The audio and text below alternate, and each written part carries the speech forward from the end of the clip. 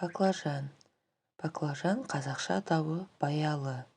Баялы көкөністің адам денсаулығына тигізер пайдасы мол.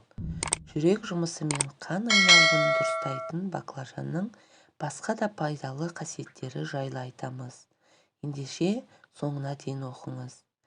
Осыдан 1000 жыл бұрын Индия, орталық, шығыс пен оңтүстік Азияда өсірілген. Әуеліде баклажан жабайы түрде болған. Адамдар оған арнайы көңіл бөлген соң, оны жиі қолданатын болған. Алғашында оны көптеген аурулардың емі ретінде қолданады. Баклажанның пайдасы құрамында. Оның құрамындағы пайдалы дәрумендерді білген соң, оның не үшін денсаулыққа керек екенін сол мезетте-ақ түсінеміз.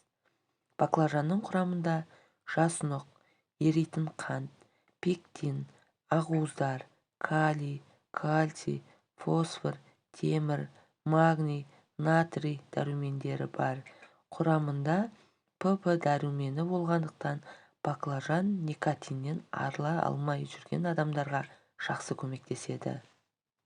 Әрі баклажанды асқазан және ішек ауруларымен ауыратын адамдарға тұтыну ұсынылады. Сонымен қатар баклажан қант диабеті ауруымен ауыратын адамдардың қанының құрамындағы қанттың ыдырауына көмектеседі. Баклажан артық салмағы бар адамдарға тиімді өнім. Баклажан төмен калориялы көкөніс. 100 граммға 28 килокалория ғана. Ол талшыққа бай. Ол ағзаны артық сұйықтық пен токсиндерден тазартуға көмектеседі.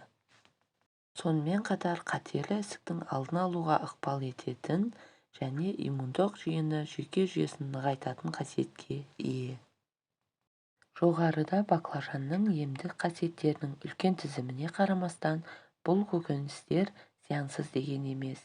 Өйткені олардың дайындалуы мен пісуіне байланысты. Қуырылған баклажан жақсыдан гөрі зиянды. Қуырылған баклажанды гастритпен, асқазан жарасымен және ас қорытуында бұзылыстары бар адамдар шамадан тыс қолдануға болмайды.